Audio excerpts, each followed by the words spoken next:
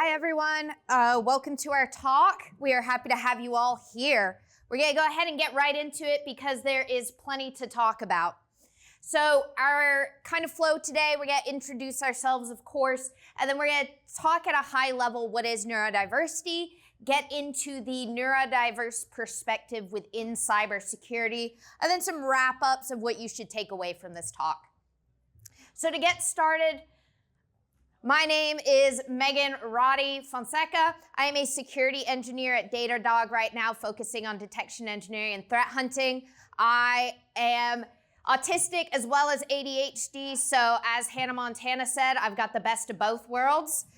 And if you want to ask me about my hobbies, I love to give everyone something to talk about. If you want to hit up later, I am a martial artist and a hobby farmer, hence the jiu-jitsu sweatshirt and the goat. Her name's Venus, by the way. That's fantastic. How's it going, folks? My name is Carson Zimmerman. I'm at Microsoft. Don't ask me what my title is. I'm not really sure. It's principal something or other, and if you know me really well, you know that there's about 10 jokes behind that one. I have ADHD, and I am a big-time amateur photographer. If you look me up on Google, you may see that I wrote a few books. Don't read the first one, it's old. And if you see the second one, 11 Strategies, don't buy it, it's free and worth every penny. Megan. So just a couple disclaimers here before we get started. We are not mental health professionals. We are not speaking from a professional standpoint. We are not going to diagnose you. We are just here sharing our experiences as neurodiverse people within the industry. If you listen to this talk and you're like, oh yeah, that's me, then go find professional help. We're going to provide some resources at the end for you to look that up. And with that, we're going to move into our section on what is neurodiversity. Carson? Yep. So neurodiversity is the concept that there are differences in our brain function. We include autism spectrum disorder, ADHD, and dyslexia are natural variations. In fact, I don't really like using the term disorder. Instead, if you click again, you can think about our brains, the different brains in this room run different operating systems. Some run Linux, some run Mac, some run Windows, some run a really old version of Eric's. Yeah, we're all nerds here.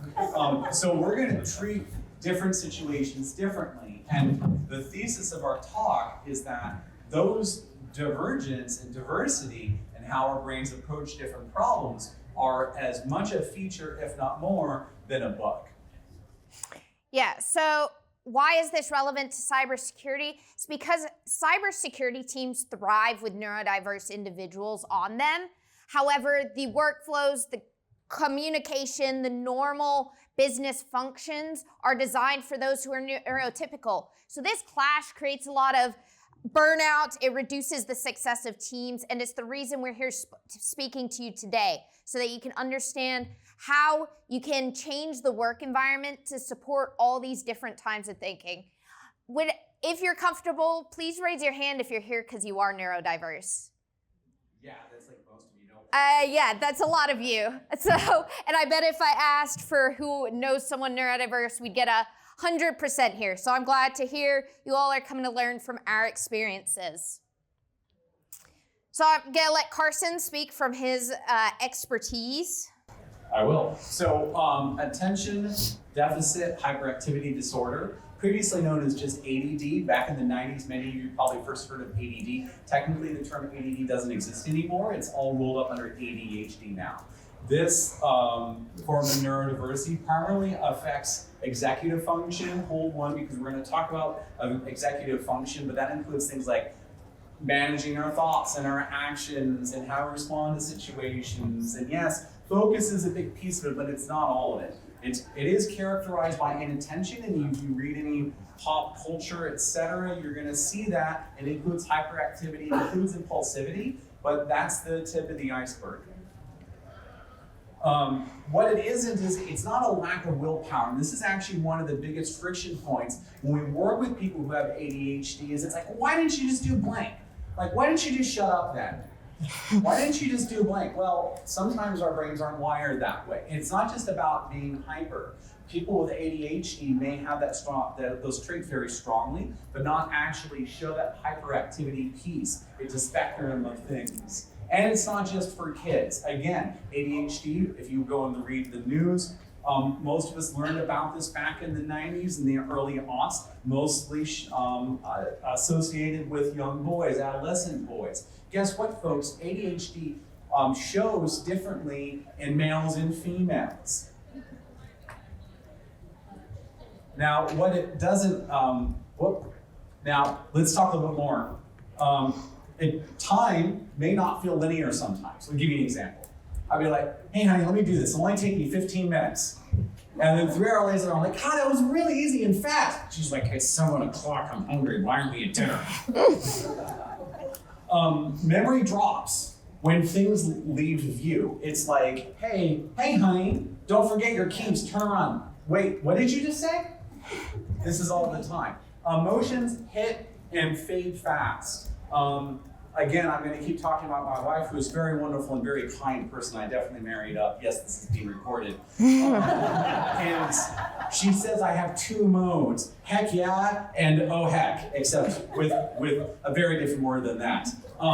So task initiation is binary. Things can feel very impossible until they're effortless. So for example, when we were creating these slides, it's like, oh, I'd sit there for like hours, like, oh, what am I going to do for these slides? And then boom, they're done in like an hour.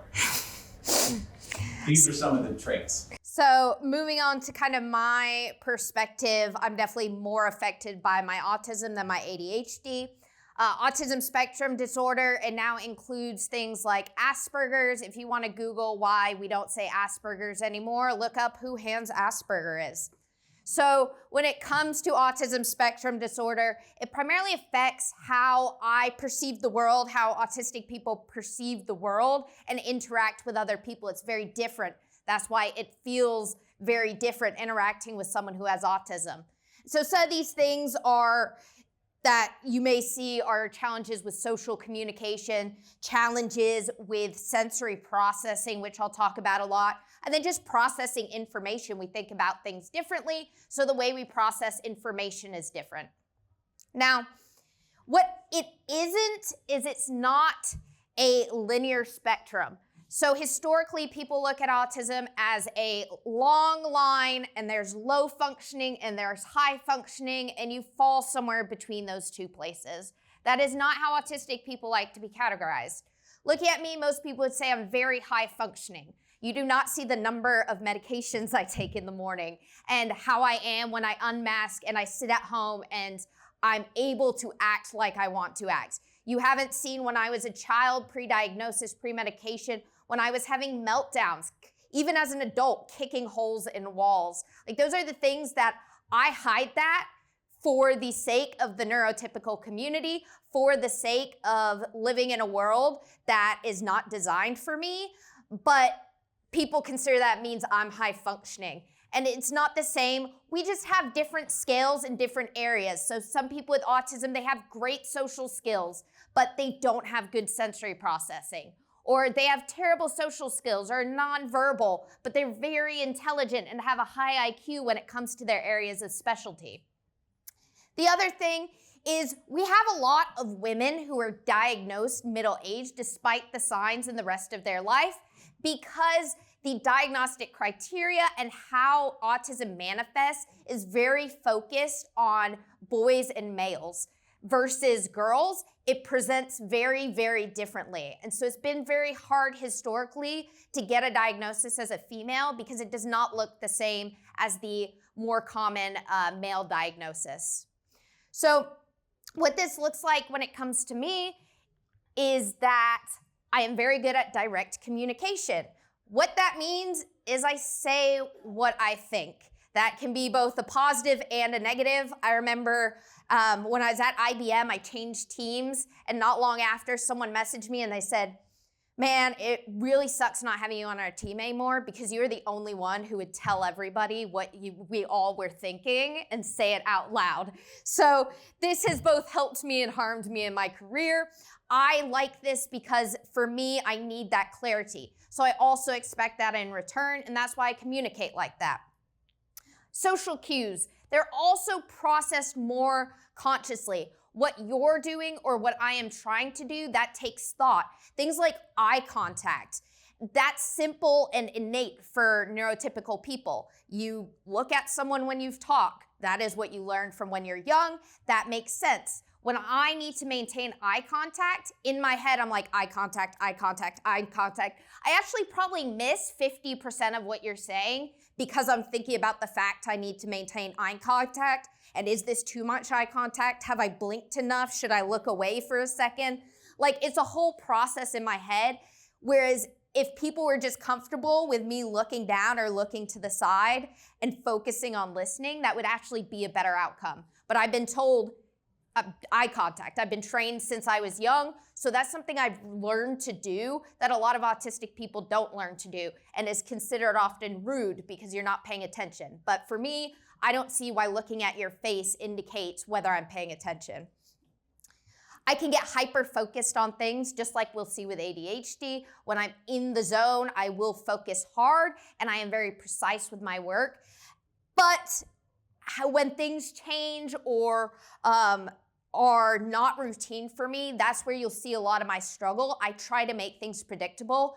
Just this week, I was trying to perform one threat hunt. I had been planning it for months. I was ready. We kicked off. 12 hours into it, I get a message from my manager, hey, you have to go do this other hunt. And I was spiraling. Like, it was all sarcastic comments in every channel. I had to apologize yesterday and be like, I was just struggling a bit there. So I try to have a level of predictability. Many autistic kids, you'll see there's a big focus on trying to give routine to their lives because that's just how we end up functioning better. All right, Carson, you want to take over? Oh, sorry, I'll take this slide. My bad.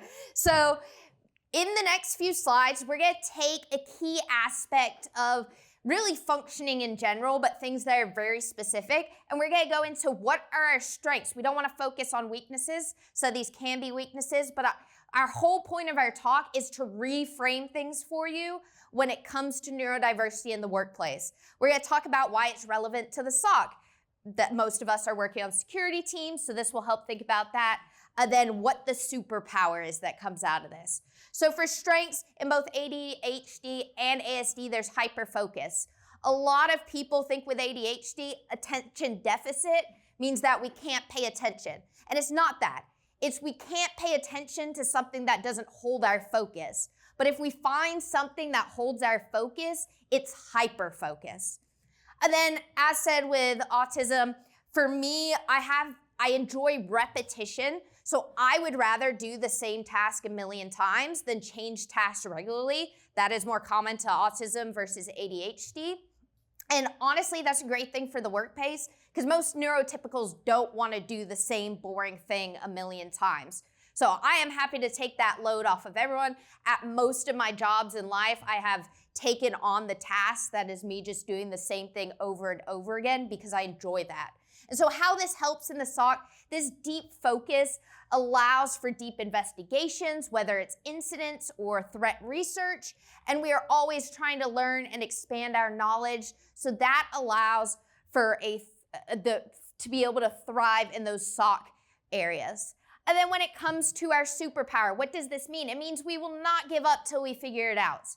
Now, yes, we have issues with attention. It may take us some time to learn something, but that's just because our attention is scarce. Not because it's scarce, but because it's misallocated. We aren't having our attention put towards things that will give us that ability to focus.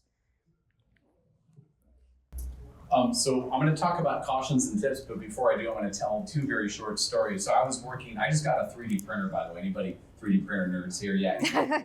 A lot. Built your 3D printer? That was fun, right? My kid and I built ours. That was a lot of fun. So I had opened up Fusion for the first time last weekend, and it was like 4 o'clock in the afternoon. I'm like, yeah, man, I'm gonna turn this one model, I'm gonna made 2 tweaks to it. It's gonna take me 15 minutes, and I'm gonna figure it out, and it's gonna be amazing, and then I can have a proper phone holder in my car. And then after 4 hours, after I was supposed to be doing on these slides, I was like, shit, it's 7 o'clock, I'm really hungry, I haven't even figured it out, I'm mentally crashing. That's hyper-focus, and that's also losing track of time. Or when we're at work in that context, going back to this, let's go back to the hunting example. I, in the workplace, often see people, and they go on a hunt, and they've got a hunch, and it's that intuition, and they don't give up till they find it. And sometimes that's really good, because they're tenacious, but sometimes if their hunch is wrong, that leads them in the wrong direction. So let's talk about cautions and how to enable people. So yeah, hyper-focus, really good. Let's think about this distractibility. For example, if we are in an area where we have an open floor layout, and there are 6-foot desks with no partitions, and I can hear every phone call that are the 10 people around me, or God help them, if the person has a voice like mine, and they can hear every call that I'm on within 20 offices to me, because there's no one in this room who has that experience with me specifically. Love y'all. That sensory overload. It takes, as Megan talked about, it takes more attention and more energy for me to maintain eye contact with you and to act appropriately in social settings. So think about this in terms of your work hours for a moment. If you're working 10 or 12 hours, a neurospicy person is gonna have to spend that much more emotional energy and cognitive load working with those other people, so that burnout can be even more challenging when, say, they're in an incident scenario for a long period of time.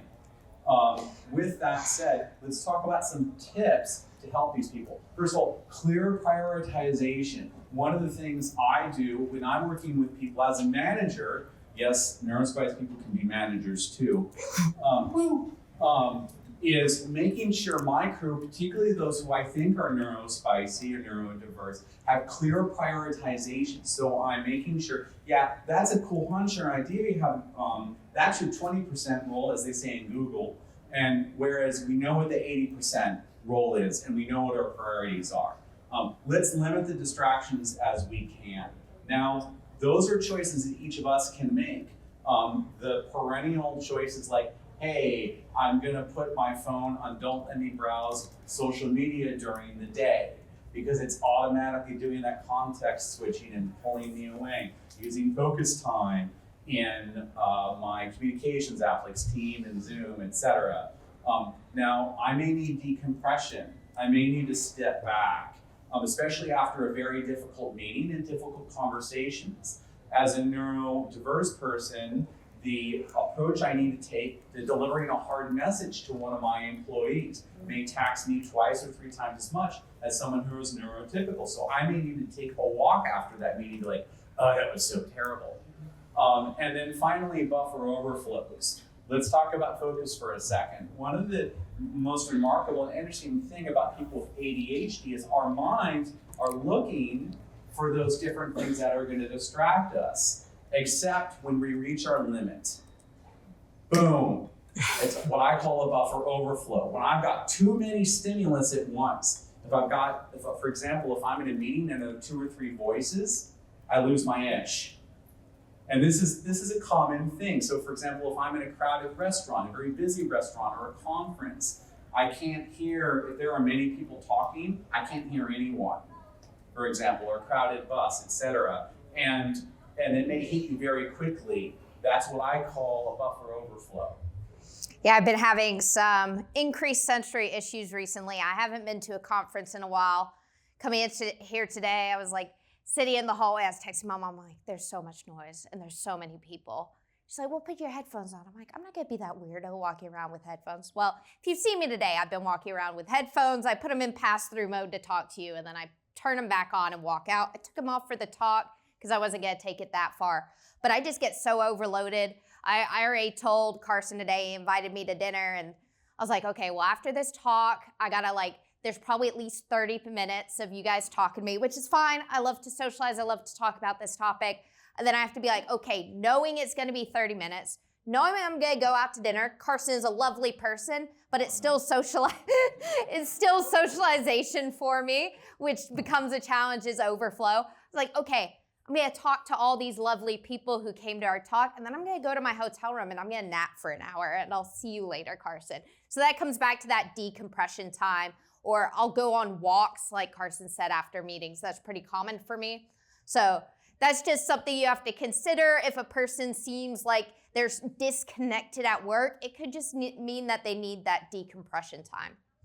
Now, moving on to something called pattern recognition and systemization. Neurodiverse people are very, very good at this because of how we think differently from the neurotypical people. We can see anomalies and patterns in data. I love threat hunting. I can look at a mass amount of data and try and dig into these things of what's normal and what's not.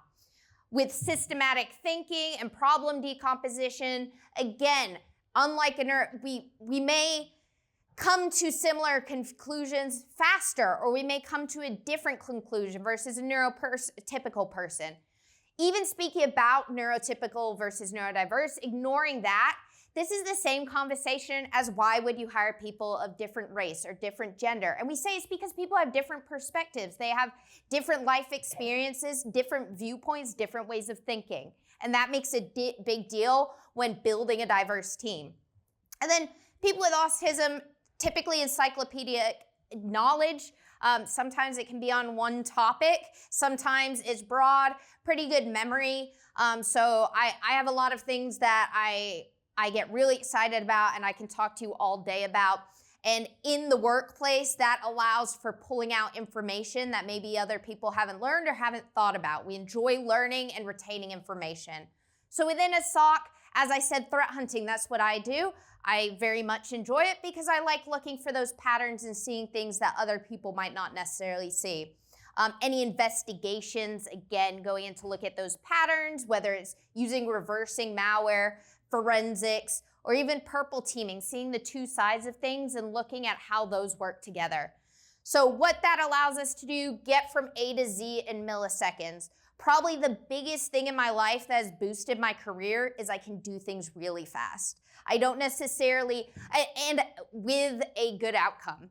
So I may do something the same way as you and come to the same outcome, but I can probably do it a lot faster. I started college at 14, got my first degree at 18, 18, got another degree at 21, another degree at 23. I love learning, I love pursuing things and giving myself challenges. So that has been something that consistently in my career managers have said is you get stuff done. So yeah, as long as we're performing those fast leaves, we just need control in place to be able to succeed in a way that allows us to succeed.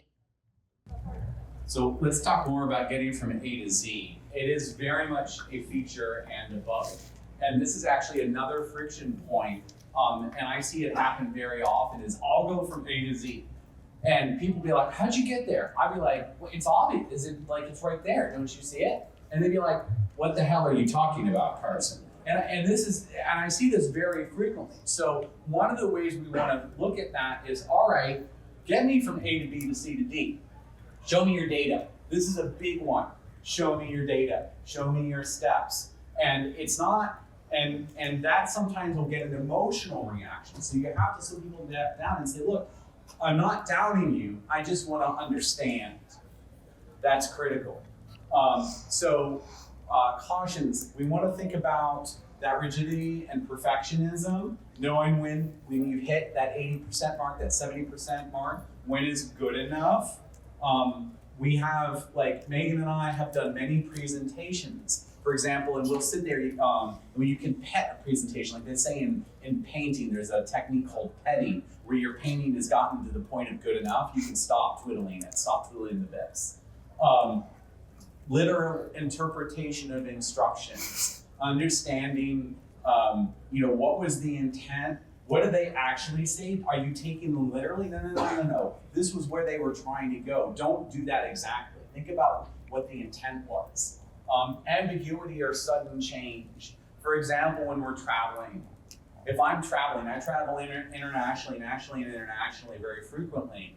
And I've done that enough that I have a rhythm and a routine around doing that. The first several times I did that solo for working and for speaking was very challenging for me because I was thrown off my rhythm. And then skipping steps, again, looking at that traceability. So what are our tips?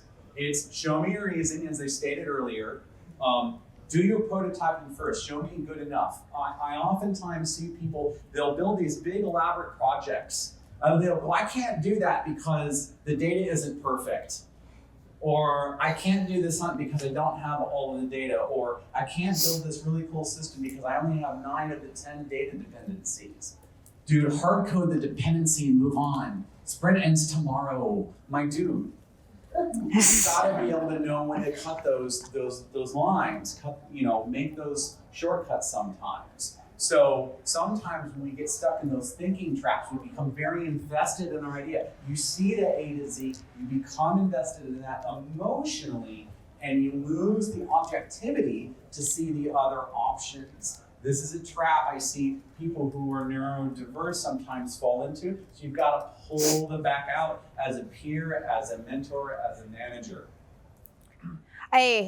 Just one story on the literal thinking, unrelated to cybersecurity or my job. And some of you are going to be like, wow, I never thought about that. And some of you are going to be like, are you dumb? So I saw this thing that was like a representation of literal thinking and autism.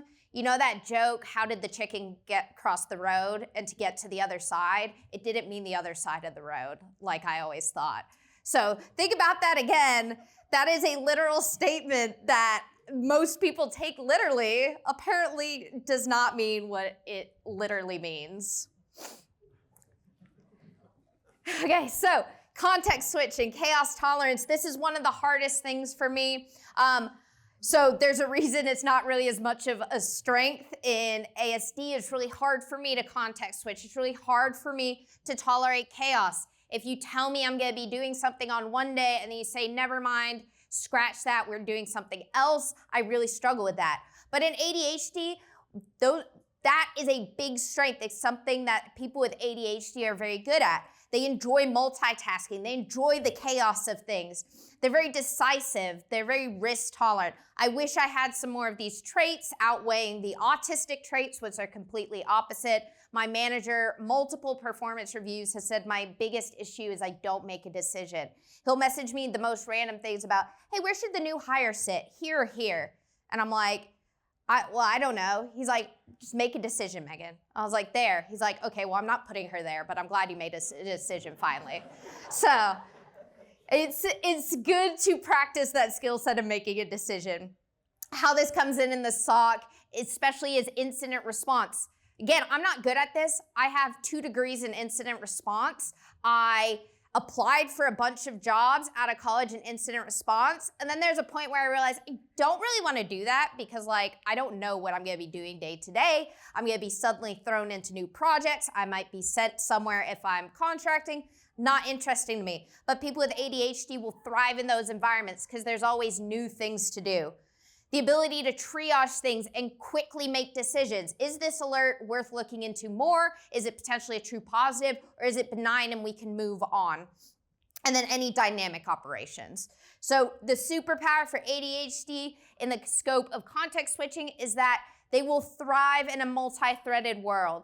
It's a feature, it's something, but then we go to buffer overflow. I'm sure you, Carson, have a story of that. You love the buffer overflows. Well, I actually hate them. My family members and the people who love me hate them even more than I hate them. Let's talk a little bit about this. This is interesting how this one manifests and how we interact with IR systems and computers. A lot of people will look at the tool overload that we have, especially in SOC and IR, and be like, you've got 8 different windows on your computer open, and you have all these tools, how do you juggle them? I'm like, I don't see the problem here. What's your problem? What do you mean you can't keep 8 different tools open and bounce between them? It's I've got 2 incidents. I'll watch an analyst bounce between 3 different cases at once, because any one tool is not loading fast enough. So be constantly switching between 3 cases. It's phenomenal. And the people who are neurotypical, they're like, what is happening? Next slide. So let's talk about caution. So overwhelmed, but this can reach a point. There's a limit there, right? Don't stir coffee. Make sure your buffer is bounded. Being clear about when you're context switching. This is something interesting. Again, people who I work with frequently we're multitasking. We've got multiple threads going on. Megan and I were doing this at lunch. We were talking about things and we were switching between 3 different topics. And sometimes we have to say to each other, hey, Alt-Tab. What just happened? Oh, I Alt-Tab. Can you stay with me? Come on. On the ASD side, now those sudden changes, as I said earlier, they can trigger anxiety. One of the interesting things, I'd have to go find the statistic, but there's a very high coincidence of anxiety, which we're not talking about as much today, but between anxiety and some of these other neurodiverse traits. And it's wonderful, terrible putting them together. So when you think about this multi-threaded nature, is we have to be clear on what the priorities are. And I'm going to go back, I'm going to steal a little bit out of the book Grit by Angela Duckworth. Many of you probably read it. Anybody read Grit? It's a pretty good one. One of the most important things from that book, the author argues, is that you should keep one goal in mind and prune all branches that do not lead to that goal. So that level, if you think about that for a moment, that level of precision and focus can really help someone who's neurodiverse prune all that other random stuff that's not actually a priority along the way. So we're setting discipline, which I know is hard, assigning guardrails. When are we interrupting someone? So my wife's favorite thing is when she'll interrupt me, like, just a goddamn minute, honey. Like, she hates it when I do that because I'm focusing, I'm doing something right now, and if she interrupts me, I'm gonna forget what the hell I was doing. So when we think about those different chaos-heavy roles in SOC IR, other areas of cybersecurity, let's think about, are we tuning that person's environment to the amount of multitasking and chaos for it? Yeah, I also have a spouse who deals with me, and similar to what Carson mentioned, he'll give me things that I need to do of like, oh, hey, do you mind unloading the dishwasher whenever? And I'm like, oh, I throw off my blanket, get off the couch. But he's like, no, you can do it like after your show. And I'm like, no, I can't because you just told me to do it. So now I gotta go do it. Otherwise, I'll never do it. So I have the same issue. And just so you know what the conversation was at lunch, because I think it's a great representation of ADHD, is Carson came down to sit so we could review the slides quick, make sure everything was good.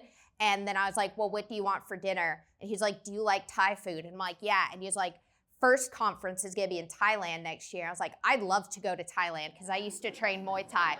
And then he went, maybe we should look at the slides again. And I'm like, yeah, that's what we came here for. This is canonical, ladies. Yes. And to us, there was a clear thread. Like, this all made sense. And to the neurotypical person, you had like 5 different conversations in 30 seconds. I'm like, no, there's a thread, I promise. So, moving on to communication, social interaction. As I said earlier in the talk, strength and weakness, very high honesty and direct. I think it's something that's missing in the workplace. This week I was very annoyed with another team based on this product. I was very mad at them. And I was like, hey manager, hey coworker, I'm gonna stay out of that channel because if I'm in that Slack channel, I'm gonna say something and that something's gonna make it to someone's manager and you're gonna hear about it. So I was like, let me just not talk in there. When I'm sending big messages to large groups of people, especially those with executives, I always have my manager read it and say like, hey, how can I modify this? Because I'm aware sometimes I'm a bit too blunt. And then with ADHD, there's a high level of deep empathy. Now, I do want to mention with autism, I didn't show it here because it manifests very differently. There's a stereotype that autistic people are not empathetic. That's not actually the case. We're very empathetic. We just don't show empathy in a way that neurotypicals expect. It's very internalized. Those feelings are there. They're just not manifested in the way. So they go, oh, well, you're not empathetic because, you're not crying right now when I told you a sad story. Like, not the case. I may think the story's sad. I may identify with that, but I just am not showing it. I'm very, very, very just not able to represent those social cues. So how do these things come in handy with a team? Comes good with collaboration. Once people get past the fact that you're gonna say what you're gonna say and what you think, they actually begin to appreciate it. As I said, I was worried at IBM that my team, they would judge me for just like outright being like, this idea is dumb, why are we discussing it? But then when they didn't have that, they realized that somebody needs to be that person, and I volunteer to be that person. Engaging stakeholders, people with ADHD, that deep empathy, also the directness. So when you get to a certain level in an organization, you're playing a lot of politics. It's very refreshing not to play politics and hear someone just say what needs to be said. And then this allows getting to clear decisions by having those thoughts outright, having those direct conversations. So radical clarity, radical empathy, radical honesty. It actually isn't meant to be disrespectful. That directness is meant to help everybody get on the same page and understand what we're thinking as efficiently as possible. This is very much a case where you can see the feature and the bug all together, right? So for example, if I'm in a situation and I think you're being an idiot, I may tell you directly, that's pretty stupid, right? And I know that you can't do that to other people. You can't treat people that way, and it's gonna shut them down. So there's a bunch of different techniques that we can use here. Thinking about pacing yourself back. Hey, I know I'm gonna have to deliver a difficult message tomorrow.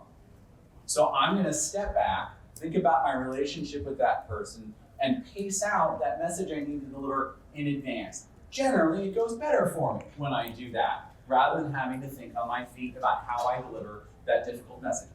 That much more important for someone who is neurodiverse on either side of that conversation. So how do we show empathy? One of the ways I like to put it, some of the people who know me very well, they're like, this is Carson, he's an acquired taste. And that is true of many people I know who are neurodiverse. You're welcome. So social cues are a major problem for people with neurodiverse traits. You may be pissed and you may be showing the signs of it and you think you're being crystal clear that you're pissed, but you're not saying it. And I might be like, ooh, I have no idea what's going on right now. Now, it's not binary, but it is sometimes a deficiency. And that can be, I'll stop there. So from this, we get this kind of stigma of misunderstanding, not being able to read those social cues, not being able to impart those social cues that neurotypical people come to expect. We need to be clear about our intent, but we need to do so in a respectful manner. So let's state our intent up front. Let's take a moment.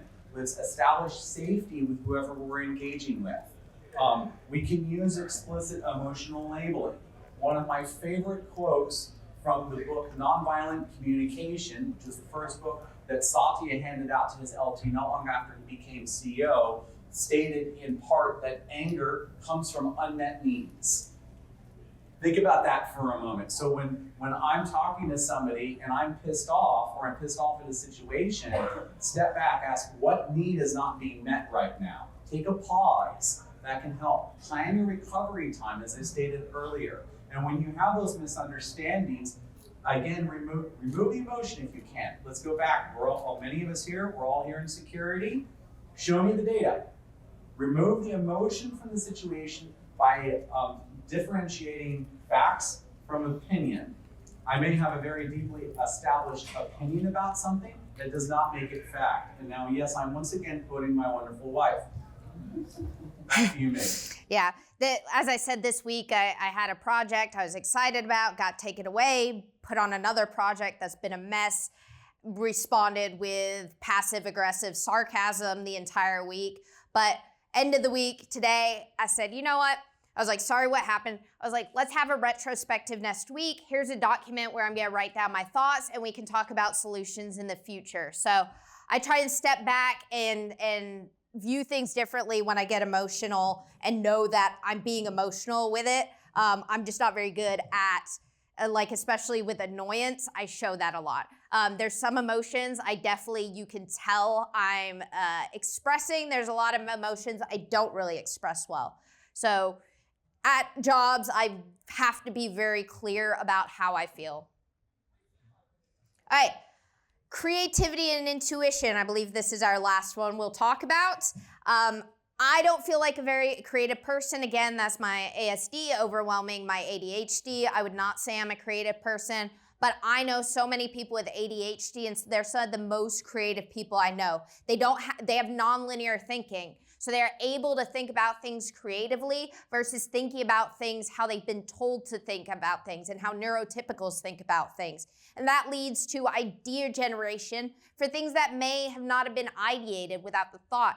If you go back and look at a lot of the inventors in history, there's a lot of belief that many of them were ADHD prior to the whole formality of diagnosis.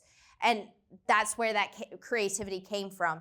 And that creativity also leads to curiosity and exploration. I also feel that a lot. I really enjoy learning new things, getting deep into a topic. And where this comes in handy as the SOC is you can do things about tool evaluation, thinking about, okay, well, what about this situation or that situation and this situation, versus just like using it for a bit and being like, yeah, it will probably work. Really getting in depth and trying to understand all the potential use cases and being able to develop tools themselves. Think about the approaches that are possible, what is possible with certain technologies, and expanding that.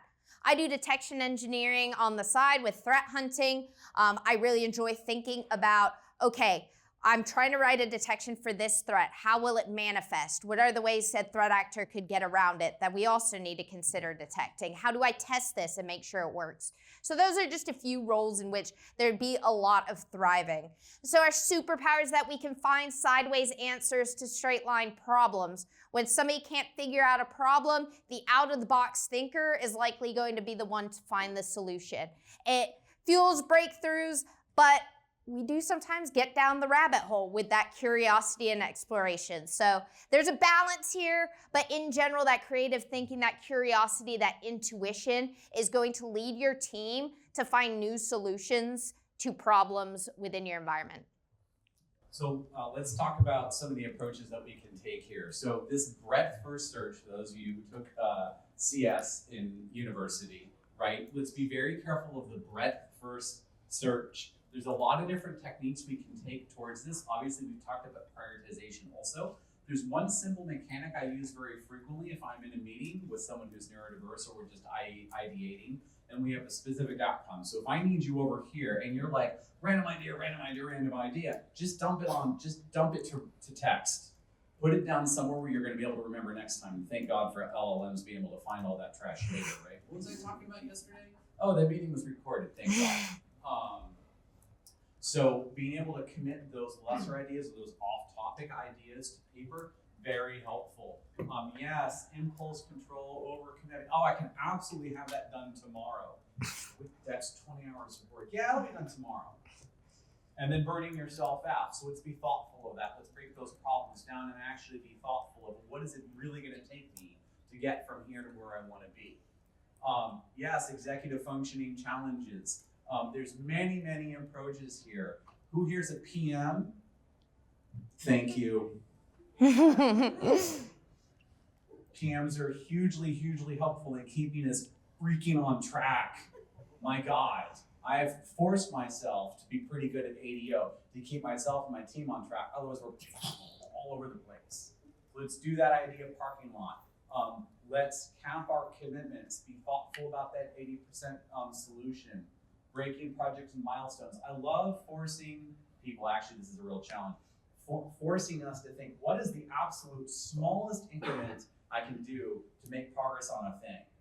And forcing people like, oh, we can solve world hunger and I swear we'll do it by next week. Okay, let's deliver some pies to someone in Milwaukee by Tuesday, please. And then be successful at that. And then finally, as I stated earlier, when you're going from A to Z, draw that out of them. How did you get there? To validate those steps, show the data, and make sure we're in good shape. Yeah, I do not have a PM on my team. I complained about it pretty much every quarter during quarterly planning. And then we had the opportunity to maybe get a PM, and my team was like, who thinks we need a PM? And pretty much everyone was like, nah, we do fine project planning on our own. I was like, okay, great, outvoted. I was like, I would have loved a PM to tell me when I need to do what by when. Next slide. So let's wrap up. So why hire people who are neurodiverse, or we like to say Neurosparkle? We detect structure and chaos than others before they can even name it. I have seen so many incidents or hunts or pieces of malware or you name it that was discovered by someone who had that neurodiverse trait and could see something and make that connection and think outside the box in the way others couldn't.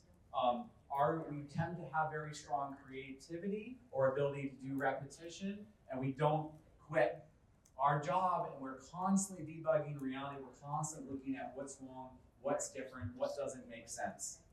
Go ahead again. So enabling us in summer, give us clarity work. Don't give us guesswork. If you have a goal or you want us to do something, please make that clear. Spell it out. Reduce the unnecessary load, especially in high STEM environments. It wears on us. Let us work things out the way we need to work it out. And sometimes that may be on our own time. Sometimes we need deep focus time. Sometimes we'll be working off hours. Please be direct with us. Please be honest with us. We will be honest with you. Design for our strengths. There's going to be different people in these teams whose brains work different ways. We need to think about some of the different approaches we're going to provide to that team. Go ahead. Here are some resources that we offer you. I recently read ADHD 2.0. It was a nice refresher for me. Relatively quick read.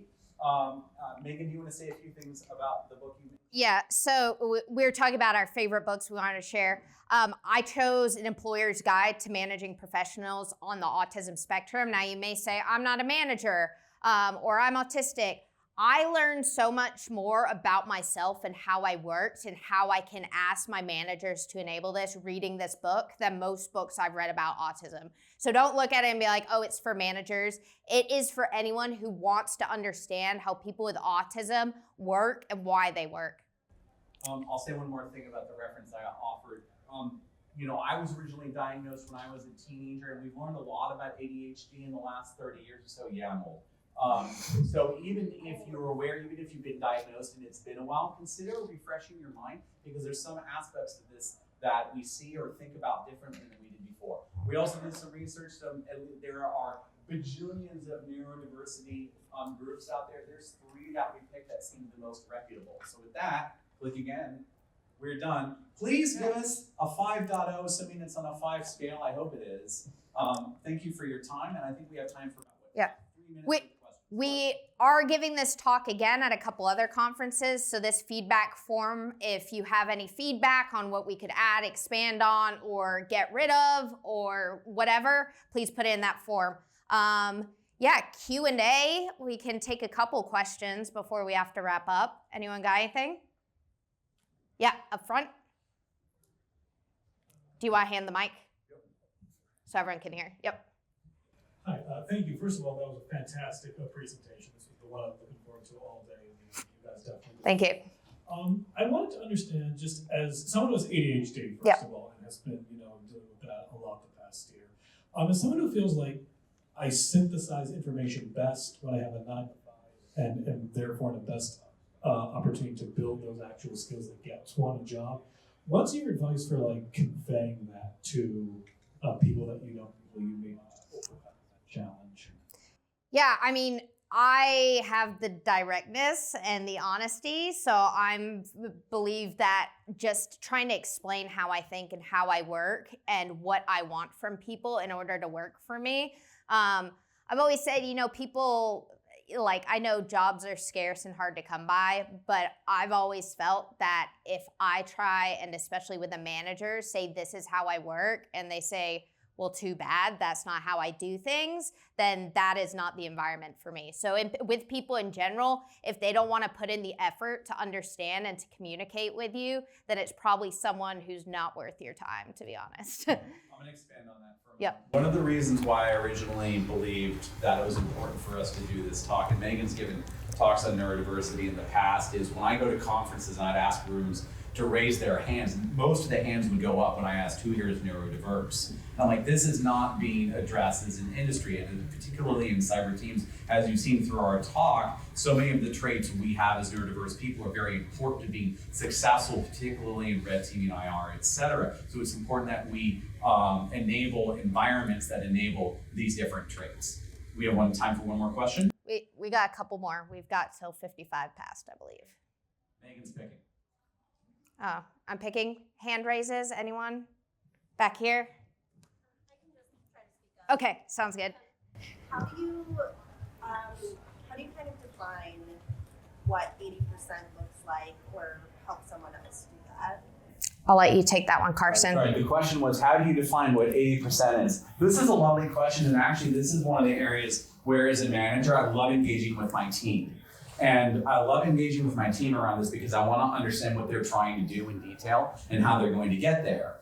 And the reason this is so important is because it helps me show that deep empathy and how I appreciate what they're trying to do and how they're trying to get there and their technical craft in trying to do that. So then we say, all right, what are you trying to do? What's your ideal? Let's establish that mutual understanding and then have a frank conversation about what's the business outcome we're trying to get to and how do we trim off all the stuff that's going to take a long time or is very risky. And that's where, as a technical manager, I'm helping them shape and help them improve their decision making. And sometimes they've already got these ideas. In fact, several of my bosses who have had me read books on how to be a manager would admonish me and say, you don't tell them how to do it, give them the opportunity to say, how are you going to reduce technical risk or schedule risk in this project? Thank you. That's a lovely question. Thank you. Any other questions? Back here? I'll repeat Yeah. the question. So it was actually a comment to what the gentleman said earlier about how something that we have found works on our team is when we started working from home, we just asked everybody and published internally within our team, what's the best way for someone to contact you? Email, IM, what time of day do you like working?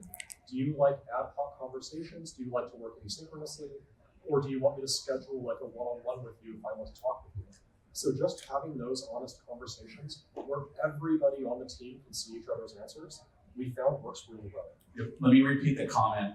So the comment was around, it's very helpful in this gentleman's team where they would establish team communication norms in advance. One of the other terms I've used to refer to this is team agreements, where as a team you have a deliberate and structured conversation around things like working hours and communication norms and how do you choose to interface with each other, and that's huge. And we may not be using the term neurodiverse when we talk about that.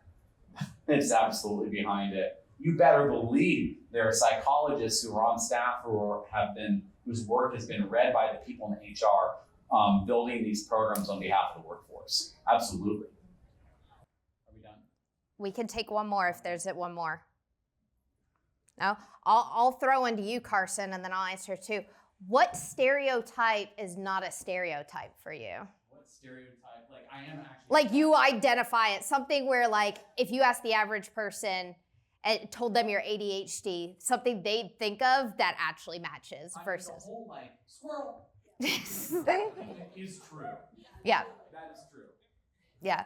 I think mine, I have about 5 pairs of the exact same shorts, 3 pairs of the same shoes, 5 pairs of the same jeans. And I wear basically the same thing every day. So, I'm just like a modern day Steve Jobs, basically, is what I'm saying. I feel it. Also, dino nuggies. If you're autistic, you know why. I don't know why, but you just know that dino nuggies are the bomb. I ate them for 4 meals this week, which is probably very unhealthy. We're eating Thai tonight. We're eating real food tonight, so it's fine. All right, well, thank you again, everyone, for your time. I'll hang out outside the room for a bit. Feel free to say hi.